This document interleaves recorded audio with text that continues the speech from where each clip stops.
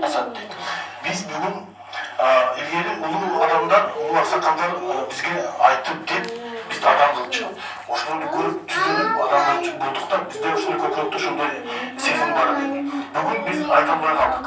Bugün benim de atelemine bilim beri tarmağında çoğun günü vardı. Biz yaşlarda oşunda jarlılıkka, canlıyla jarlılık akıp koyduk. Kanday deysizler? Doğru aytasın ama menime 80'ge çıkkanda men айтып қалыш керек екен да бияқта эмне сени өкүндүрөт эмне кыжаалат кылат ошонун баарын айтыш керек экен анан анын үстүнө өткөн баарынбы эркеден бери монда кино көз алдынан өтөт да ойлоштурасың салыштырасың ошондо көп жакшы нерселер аябай ошол кезде менин өзгөчө балалыгым өткөн ошол жакта бир нерселер мени тартат да аябай эми азыр мен айтып атпаймынбы мен такыр сөз тийгизгим келбейт бирок кантип жашоого болот маданиятты тепсеп искусствону баалабай кантип жашоого болот театрга барбай колусун күүсүн түшүнүшпөйт эмне үчүн укпайт анткени ай барбайм деп концертке түшүнбөйт түшүндүргөн киши жок аны мени эмне ызалантат бир жолу чоң спектакль коюлат академия театрга эми Манастын улу Шемети анын деңгээли кандай болгон эми башкача бир кезде аябай дүңгүрөгөн Бообек койду эле тиги Алматыдан барып тиги шундукта эстери болуп калган жыгылып ошол жерден мен асманга учуруп бизди Бообек болуп ушинтип келгенбиз кирген залга кирсем мындан 5-6 жыл мурун 20-30 киши отурат андан чыгып келатып спорт сарайына келсем бир шоу-концерт жүрүп атат. Топтар аялайыкта. Жүрүп билет алып атышат. Анан өзүм мындай эмоциональный кишимди ыйлап жибердим, кетип баратып жок, эч ким көрбөсө элеп алып.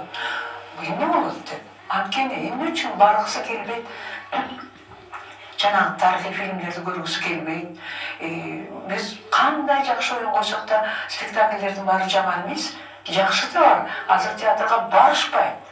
Эмне үчүн алар сурашат шоу бергин мага шоу-концерт болот дегенде же алардын костюмдары да башка жакында баратат жакында жалаң эле жылаган чыгышабы деп калат биздин менталитетте андай жок да эми бир кийимибизди унутсак мелодиясын ырдын кайрыктары бүтпөйдөн эле африканский ушул болуп калды кайрыктарын унутсак комуздук кооз келбесе театрга баргыбыз келбесе аяктын артисттери эмне экенин билгибиз келбесе эмнеге мен 63 жыл телпектеп иштедим деп ойлойм да эмне үчүн эми балам угуп тургун шаарда канча тойкана курулду мен ушуну кайра айтып келдим канча кайра ушундай акчалары көп экен элдин салып атышат байдары деле депутаттары деле тим эле миллионерлер бир искусствонун сарайы курулган жок. Бир эски шалдыраган спорт сарайында эми быйыл эптеп ремонт кылып атат.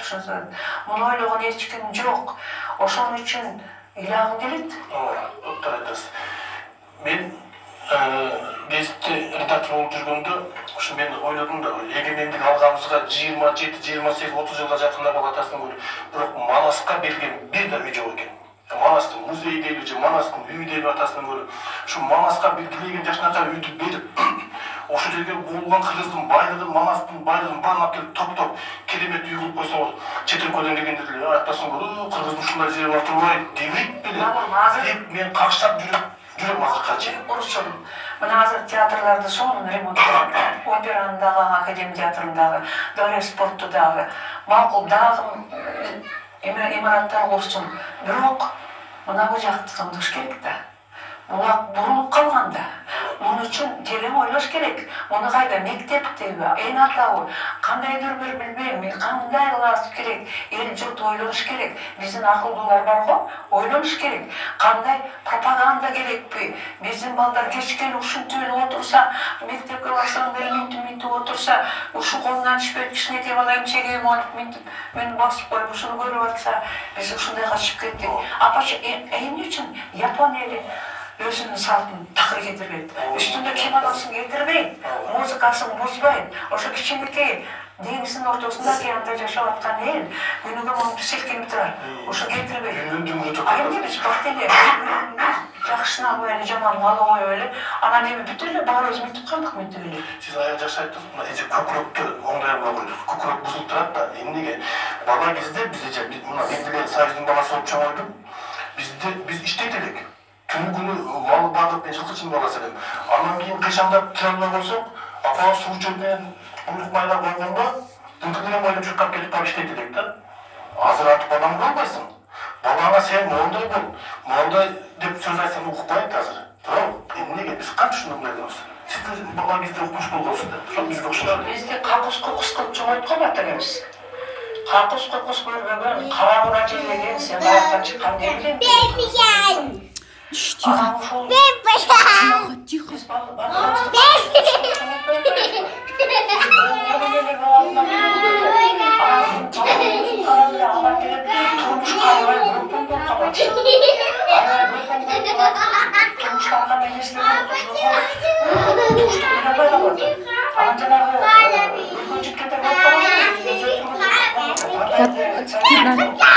Испанияға бар, Испанияға.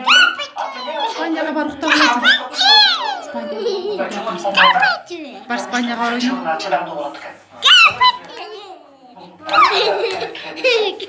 Анан эми бабажымды айтып калдым, мен өзүм балдарым жашырып калгандан кетип, ошондой какус кукус менен. Мына неберелерди аңдабайт.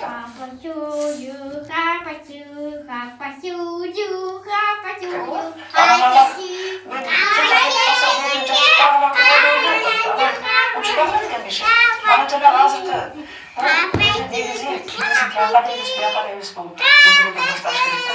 Мамлекет үлгүлөдөн курулат да. Ар үлгүлө өзүнүн ордуна коет да. Биз азыр чоң нерселерди айтып атабыз. Бирок ошол үлгүлө бул эң чоң нерсе да. Мамлекет ошону курулат деп ойлойм да. Анан биз өзү адегенде ата энеден баштайлычы. Биздин учурда кайраттуу эркектер болор эле. Анан бизди кайраттуу эркектер мындай жакшы тарбиялап койчу аялдарды. Анан биз да балдарыбыздын кокустан туура эмес болсо, энесин келип бөлөбүз тарбиялап койчу. Балаңды жакшы карабайсың, кызыңды жакшы карабайсыңбы деп. Азыр ошондой болбойт. Азыр аялдар Анан кийин жок, аялдарга башкартпагыла да эркектер. жок башкарып калдыңыз. Жок, ал силердин начардың бар болот. Мындай сөз бар, кыргызда. Мен илгерки бала кезимде угуп жүргөн сөздөрдү айтайынчы. Эркеги айбаттуу элдин ургачысы уяттуу деген сөз бар. Эркектен айбат качканда, эркектен намыс качканда, эркектен кайрат качканда аялдан уят качат. Анан кийин биз ошол эң кайраттуу эркектердин мына жаныбызда бирөө отурат, биягында бирөө отурат. Сен де ошондойсуң, сен билбейт экен, биякты билем. Анан биздин күбөлөрүбүз да кайраттуу болду. Мына азыр Жамалдын байы теге абдан кайраттуу, азыркыга чейин муну сүйлөтпөйт. Анан үйдө да. Анан кийин мына биякта Исрадин отурат. Исрадин жеринде абдан жакшы тарбиялайт. Бул эркек. Бул киши жок мындай жакын жүрбөйт да. Анан кийин мындай турушуна караганда бул киши да кайраттуу эркек деп ойлойт. Анан эми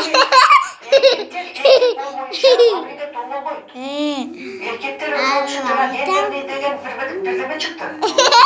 Гендерный дегенде ал билбейм, бытовой уровеньде болуп калат кээде. Өзү сабап койсо, же бир муштап койсо, ай, муштагандан жарылып кеткен жокпуз эми. Анан эми биз аял ордунда болдук да. Көтөрдүк. Эчке чыгарган жокпуз. Эркегибиздин намыска тийген жокпуз. Анан кийин азыр аялдар мына айтып атабыз. Эмче биз каны келебизден албайбыз. Таанышканы барган күнү кабыргасын сындыра тепкен да манас. Тиги Каныкейдин.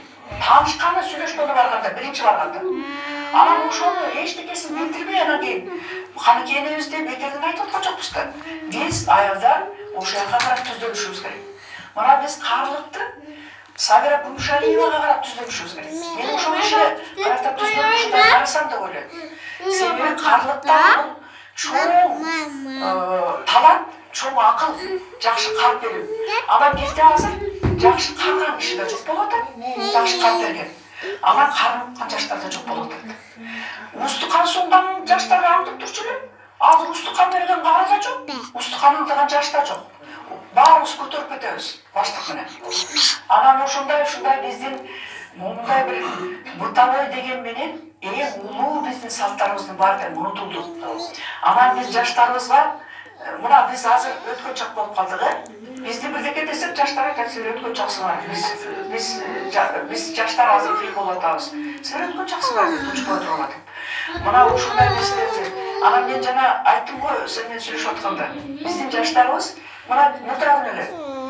Бир кыз, бир бала ойноп келаткан, анан бир маалда тик кыз эркек баланы тээп калды буту менен. Эмне болсо ошол деп жанына бардым. Ай бала, кызым, эркекти теппей, сен касиетин качып атпайсыңбы? Теппей эркекти.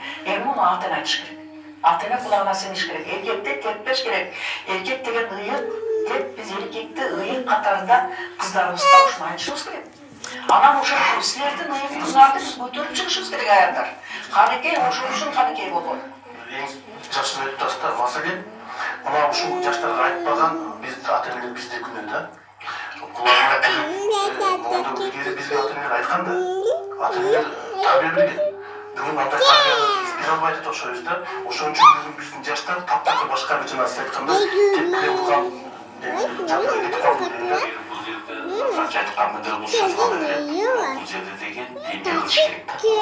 Муну мындай кылыш керек. Бул мамлекет алтын көңүл кылыш керек да. Болгондун баары бул мамлекеттик саясат кылыш керек. Мындай кылыш керек. Айыктык интеллигенцияга. Андан кийинки борборго чейинки орто интеллигенция деп коет. Анан жанагы жогорку интеллигенция. Ушул интеллигенциянын кадыр баркын жогорулатыш керек. Анын ичинде окумуштуулар, анын ичинде маданий интеллигенция деген бар болуш. Жазуучулар, композиторлор, сүрөтчүлөр, башкалар дүйнөлүк атактакка чыкканда да артисттер. Муну ошолордун кадыр баркын жогорулатыш керек. Ошолорду үлгү кылыш керек да, ошолорду дайыма бир идеологияны иштеп чыгыш керек да, ошолорду үлгү кылып көрсөтүш керек. Ал жанагындай молодежке мектеп салып берди мына. Молодежке мондай чоң ишкана ачты, базар курду ошолорду көрсөтпөйчү. Мына ушундайларды көрсөтүш керек. Ошондо биздин кийинки келе жаткан өсүп келаткан жаштар мен ушундай болушум керек дейт. Мен ушундай жакшы окушум керек экен. Мен окумуштуу болуш үчүн мектепти жакшы бүтүшүм керек экен. Мектепти жакшы бүтсөм, анан мен депутат болушум керек экен дейт да. Мектепте 2 алган, 3 алгандар азыр депутат болбосо уйласың да болбойт. Ошол жактан башташ керек. Бул деген мамлекетти өзүнүн көзөмөлдөө болуш керек. Буну тезирээк башташ керек. Себеп дегенде тезирээк баштабаса, дагы бир 5-6 жылдан кийин биз дагы кайта улуттук идеологияны талкалап алабыз. Улуттук идеологияны талкалап алгандан кийин аны улутту жоготуп алабыз. Улутту жоголгондон кийин анда биз өзүбүз жоголобуз. Мына ошол маселе. Эң соңуна айтасыз да, биз баштан өткөн нерсени биз жаштарга айтып жүрүшүбүз керек экен деп ойлойм да. Сарыңа мен мына сиз айтпайсызбы? Илгери мен бала кезде мектепти мына жаңы бүтүп атканда биздин айылдан мен айылман деп мактап коюнчу, Марко Аямат деген аттан чыккан. Анан Марко Аямат барып өлөкүп акын деп аяк макташып барып биз окутуп отурабыз. Анан көрүптүр менин агам. Ошону көрүптүр атасын көрүп мен да ушундай болушум керек деп ошол айылда турдум. Ошол дем мени Бишкекке жетелеп келген да. Мен Марко Аяматты акын болгонум окшоштум да ичинде бар. Тартуудан Мына ушундай эжеге жөнөтөбүз. Чынара эжеге жөнөтөбүз. саясатына дал ушундай маселени айтып